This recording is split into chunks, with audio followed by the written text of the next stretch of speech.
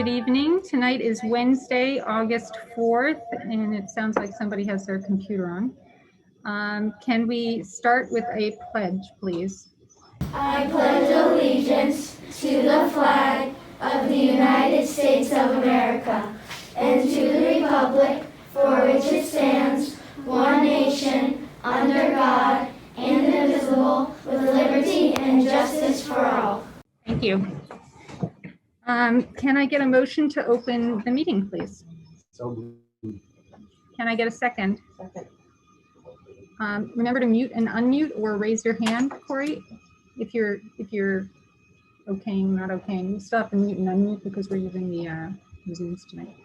So Corey motioned, Allie seconded, all in favor? Aye. All right, so we are now going to open the public hearing for the Code of Conduct. Does anybody have any comments on the Code of Conduct?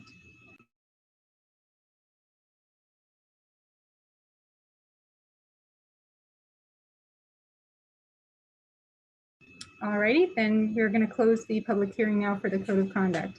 And we will open the public hearing for the district-wide safety plan. Does anybody have any comments on the district-wide safety plan?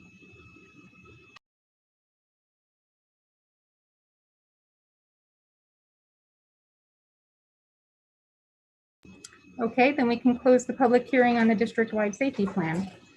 Can I get a motion to approve the agenda as stated, please? So moved. All in favor? This is kind of like a game show where you have to hit the button first. Does anybody have anything to pull from the consent agenda? All right, can I get a motion to approve the consent agenda, please? So moved. Can I get a second? All in favor? That brings us to our items removed from the consent agenda. There is one item that was previously removed, which is a donation. Tonight we are accepting a donation from the estate of Joan Conklin, who's a retired teacher. She made a donation or her family made a donation of 5 refurbished chairs to the district. Thank you very much for thinking of us. Joe, did you want to say anything about this? Yes, these were chairs that belong to the district, and we deemed them to no longer have a value, and there's a process for that. And the family took some of the chairs apart and stained them and added some new padding as well as some new wicker seating, and some of the chairs are at the back of our room. The ones that we're not in are the chairs that were donated. So circle of life in terms of district property coming back and getting a little dust up, and we'll certainly be able to use them. So we thank the Conklins for that. Yes, thank you very much. Can I get a motion to approve this donation, please? Can I get a second? Second. All in favor? All right. All right, that brings us to our first audience comments section. This is the audience comments section for non-agenda items. To maintain an orderly meeting, the board has established the following guidelines for those wishing to address the board. Each speaker should sign in with the district clerk prior to commenting. When called, each speaker should step up to the podium and state their name and affiliation, if applicable, prior to starting their comment. Letters, petitions, or other written material should be handed to the district clerk. Each speaker is permitted 3 minutes for their comments and must be recognized by the board president. All comments must be directed to the board. The board will listen to comments but will not necessarily debate or discuss items. Operational matters will be directed to school administrators for handling. The board is not permitted to address personnel or individual student matters in open session. The board may limit repetitive comments in order to give time to others wishing to speak, as well as to maintain meeting efficiency. If the board, the board expects comments to be made without interference from the audience and in a civil manner.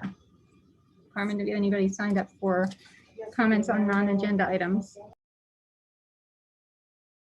Okay, mask or no mask? Mask, please. Good evening. My name is Mariella Carrillo. I'm back. I'm sorry, but I still have little or no comfort in the grade banding model, even after numerous meetings.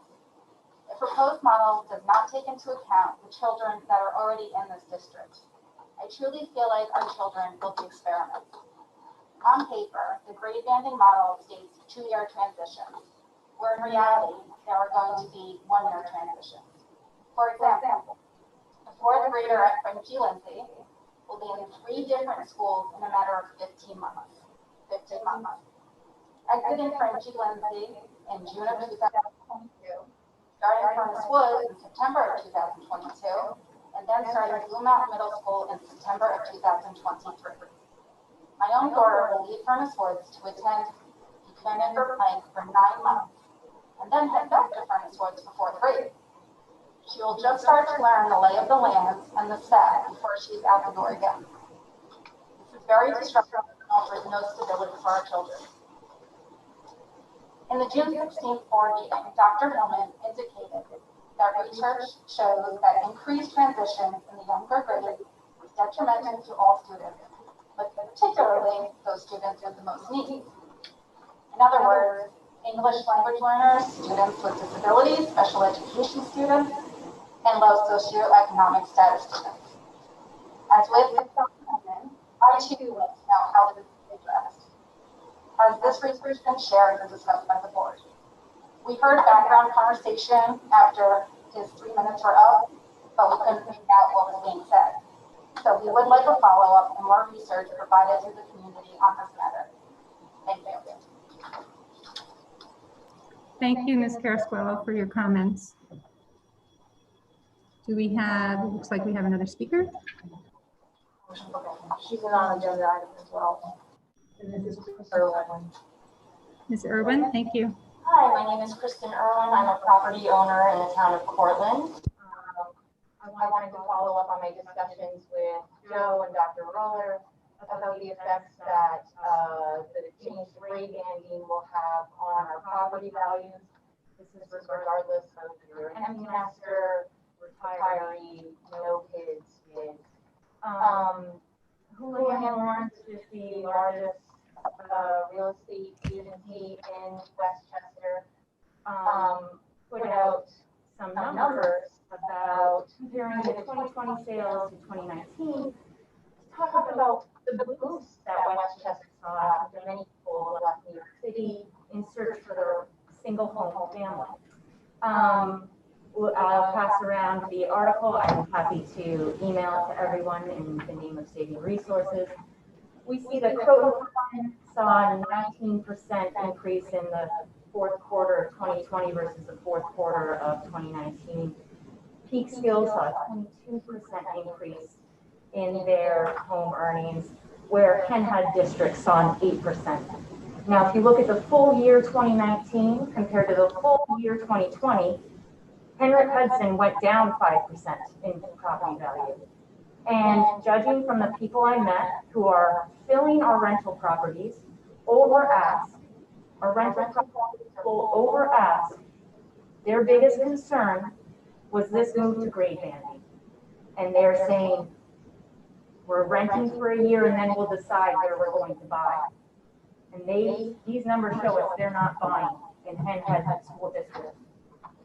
I believe that might be 3 minutes, but I could really go on for a lot longer. So I'll leave it at that. This is a topic that affects us all, as this is our local economy. And I know that we all want a strong local economy, because that's fun restaurants, great shopping, festivals. This town is wonderful. But if we don't have the money to fund it, then people are going to go otherwise. Thank you very much. Do we have any other comments on non-agenda items? No. Okay, thank you.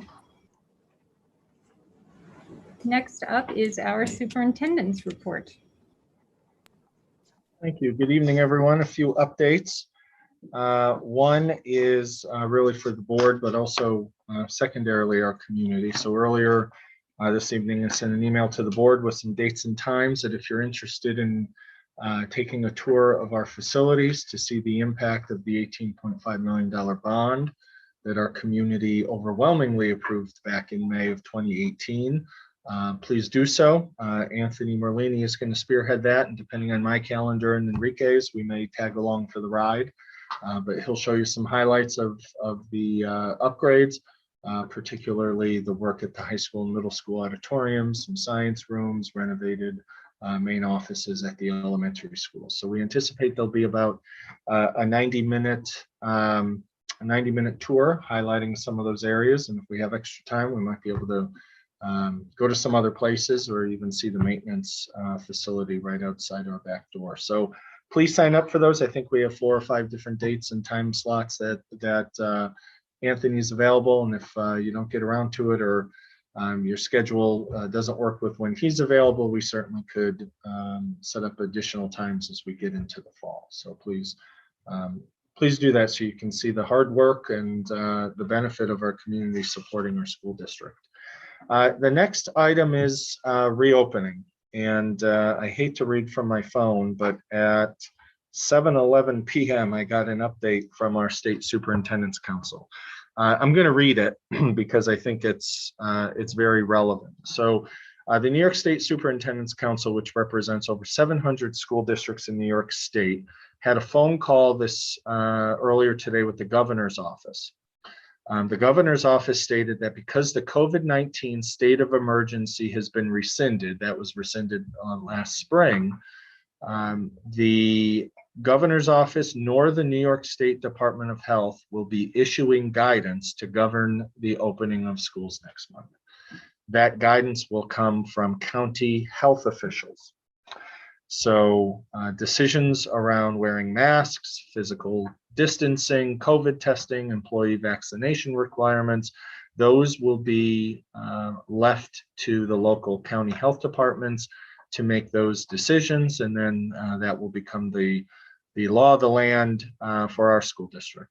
Every Monday, we took a little hiatus, but every Monday we now again meet with the county executive and the health department.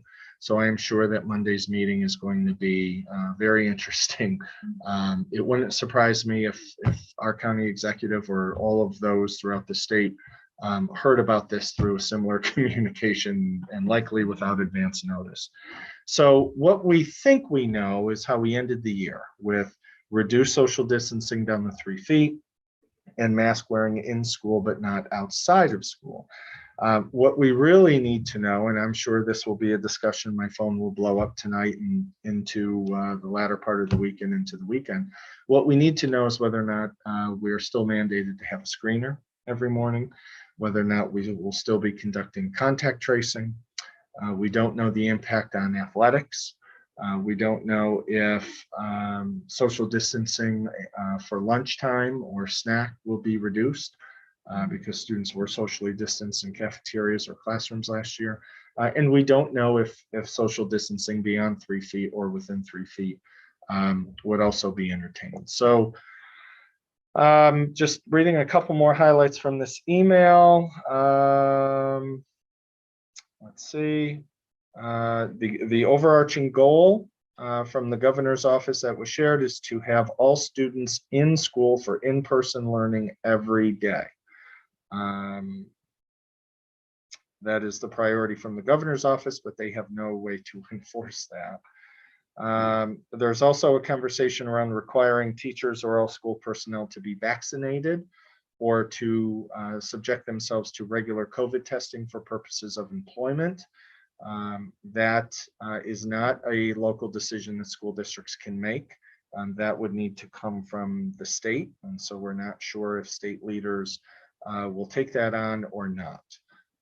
But that would, the position of the Superintendent's Council is that in order to enforce that, it should come from legislation directly from the New York State Assembly and Senate, and obviously the governor would need to approve. So some breaking news at 7:11 p.m. We'll provide updates as we receive them, but you know, we're certainly a year after last summer's drip of guidance and news and directives from the state. And here we are on August 4th, we might be revisiting that same experience. So we'll see if we can get with the County Department of Health and the County Executive before Monday, but every Monday at 8:30, we have a Zoom meeting with them. So I'm sure we'll be receiving some more ideas or more guidance. Westchester and many other counties throughout the Hudson Valley and more populous parts of New York State have been identified by the CDC as having appreciable spread and have asked businesses to take certain steps. So whether now or soon, some of the businesses in Westchester County, I'm sure, will be enforcing mask mandates and those sort of things. So the Delta variant is real, and the data are pretty clear in terms of those that are getting infected and hospitalization rates. And I read earlier today that there's a Delta plus variant. So this is still evolving. So we're certainly not out of it yet, even though we had reason to celebrate in the spring. But it looks like we're going to open school much of the way with that the school year ended. And as soon as we receive some specific updates, we'll share them with our community as soon as possible. Any questions on? Sure. Has there been any indication on remote learning or having, whether we're doing remote learning classrooms like we did last year for elementary school or hybrid for the middle and high schools? Has there been any word about that? The word is that we have asked the state education department and the various BOCES throughout New York State to own that, meaning that if there is a remote option, that should not be the responsibility of 700 independent school districts to provide that. Certainly we could coordinate full remote learning for families that are interested with our local BOCES or other agencies throughout the state, and that it would be more of a statewide or regional approach, but not specific to school districts. The other interesting thing with this memo that came out a half hour ago is that the governor was able to use the authority under executive order to make that happen. He was able to suspend and he was able to unilaterally suspend a number of provisions in education law that provided for remote instruction to be equivalent to in-person. Those executive orders also sunset at the end of the school year. So if a remote option were to be made available, it would have to come from the governor, and the governor, at least earlier today, indicated that the executive order in the state of emergency is gone, and that's not an option right now. So we are planning on having everyone in school every day unless executive orders or legislation change.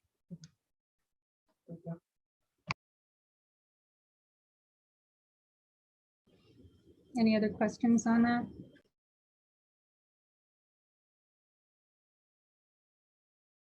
A little bit more about planning for September. Here we are in August of 21, but planning for the next 13 months, September of 22, as we implement our elementary reorganization.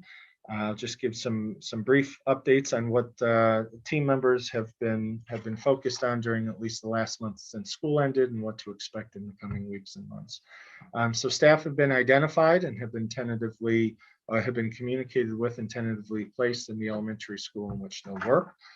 Some staff are moving this year to so that they wouldn't need to move next year. Some staff have decided to stay in their current school, and depending on what the future of retirements or resignations look like, there certainly will be more moving, but everyone has been identified as to where they will be. Classroom assignments are going to take place with the principals. All three principals have visited the schools in which they will be leading. They've done a walkthrough either with Anthony or with the principal of the current school to do some safety protocols and procedures to understand where things are, entry, access, server rooms, technology, security, those sort of things. They're working with Anthony and our custodians to identify which part of the schools will house which grade levels.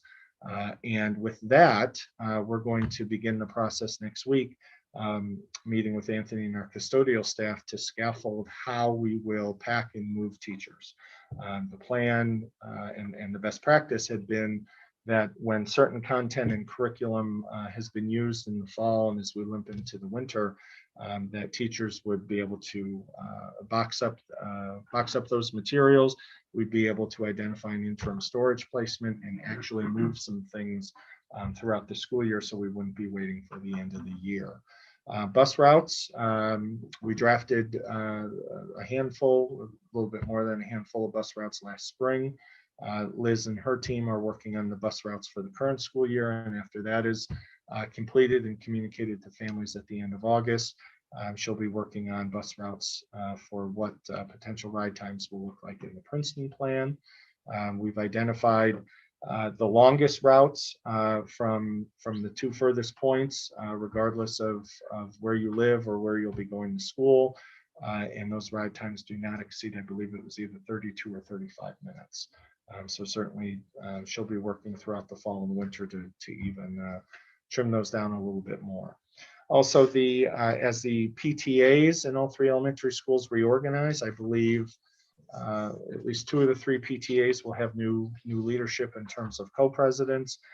They will begin meeting with their principals at the end of the month to identify a series of opportunities of how they honor the past and prepare for the future as we retire 3 elementary schools that were K-5 and get ready for a new model. So a lot of people think that school districts are sleepy in the summer. That's not the case.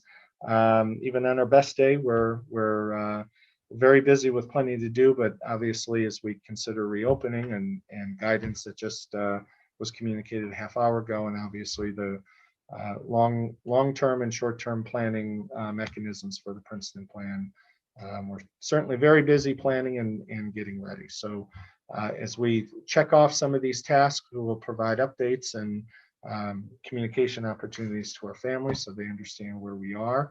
And certainly after we get everyone in the school year, depending on what that looks like in September, we'll be able to re-engage with families in terms of participating in the planning process of, as I said earlier, honoring the past and preparing for the future in terms of our K-5 program. Thank you. Does anybody have any questions on that portion of the update? All right, so that brings us to, thank you, Joe. That brings us to our committee reports. You can see on our agenda are the board committee assignments. As you guys know, we've been working on these, and I believe we have a final draft here. There are a couple of committees that only have 2 trustees. You can have a maximum of 3, but you don't have to have 3. 2 is fine. But if there are any committees that only have 2 people and it's something you're interested in and you want to be added to that committee, please feel free.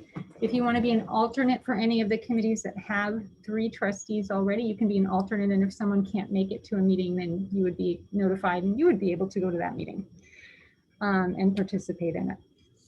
So I know I had checked with all of you guys. It seemed like everybody was pretty happy with the way this turned out. I did try to balance it pretty well as far as seniority goes and people's interests and expertise. So if this looks all right to everybody, then we can go ahead and finalize this.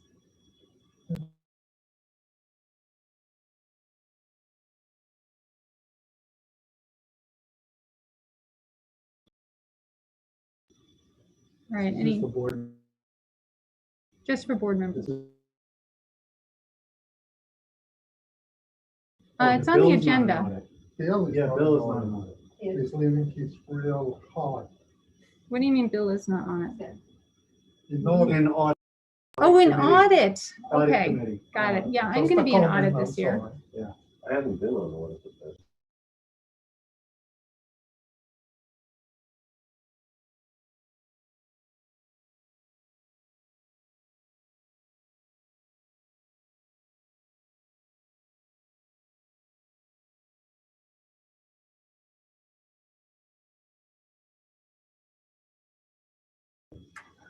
Are you guys muting and unmuting when you're speaking? Oh, sorry. Yeah, so some people have switched around their prior assignments, which is good. You get to be on multiple different committees. I've never been on audit committees, so I get to do that this year. And like I said, if you want to be an alternate or if you want to pick up another committee, just let me know and you'll be added in there. Okay. All right.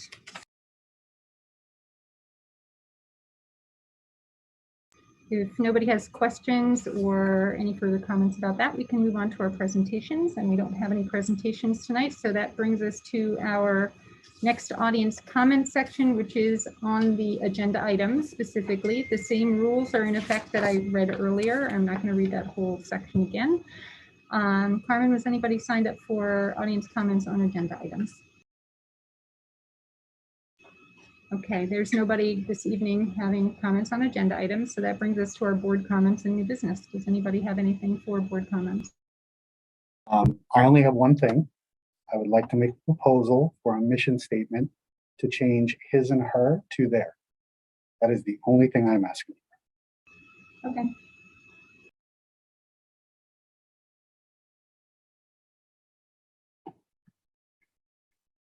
I think we're going to be discussing that as we get into strategic planning and looking at the mission statement, et cetera.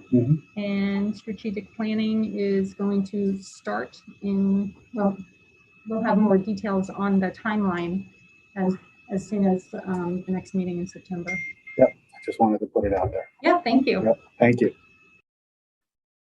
Yes. We had talked about last month about a larger space as that we move into the fall. Do you have an update on that for us, Chuck?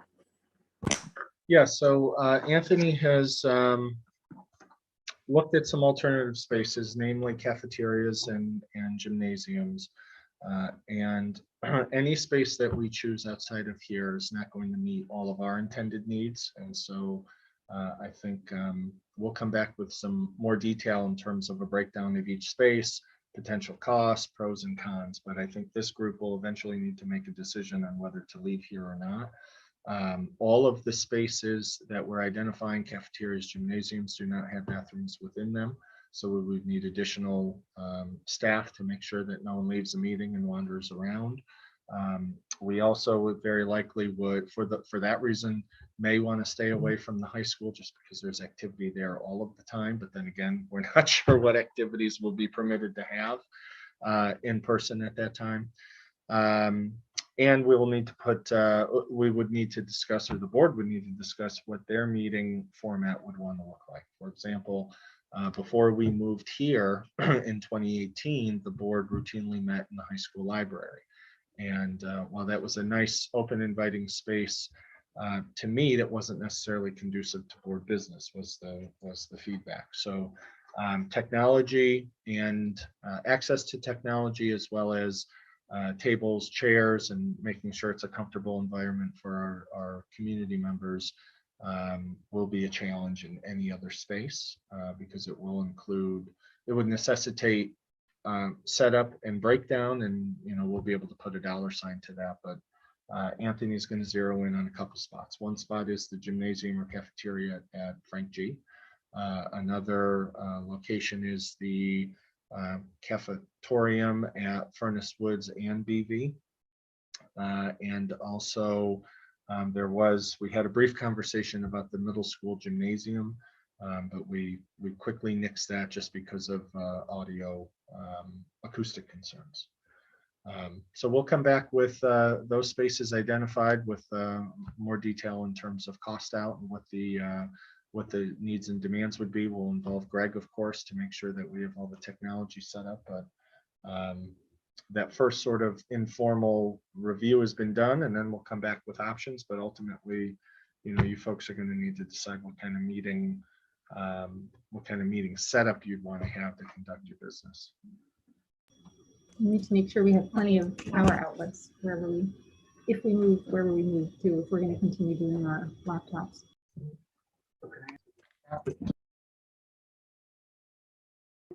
Is it cafetorium or auditoria? No, because I've heard auditoria for most of my FWS life. Which one is it? Yes. Okay. Depending on where you are, I call it the cafeteria auditorium. But Okay.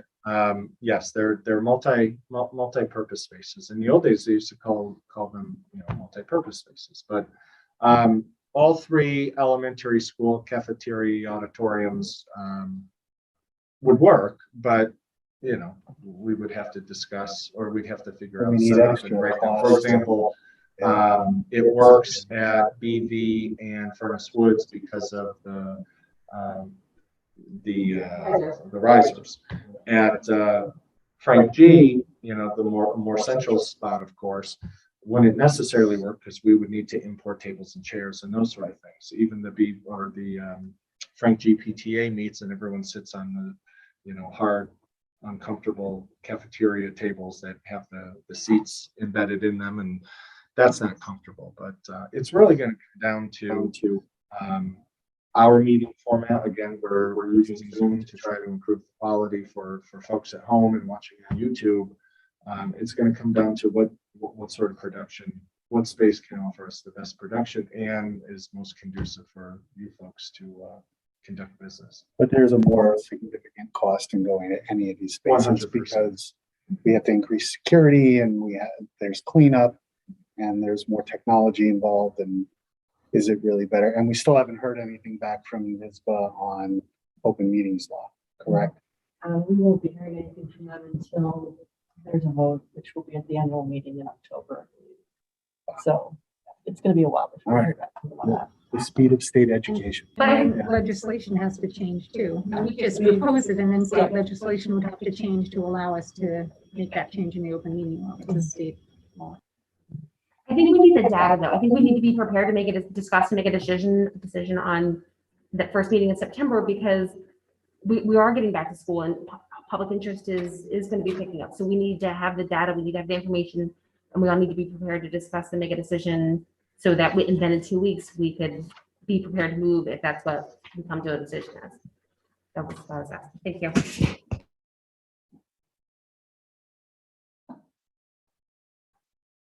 Any other new business board comments? All right, can I get a motion to close the meeting? So moved. Can I get a second? Second. All in favor? Aye. Thank you very much. That concludes our meeting. Our next meeting is actually scheduled for September 1st, barring any unforeseen circumstances in the meanwhile.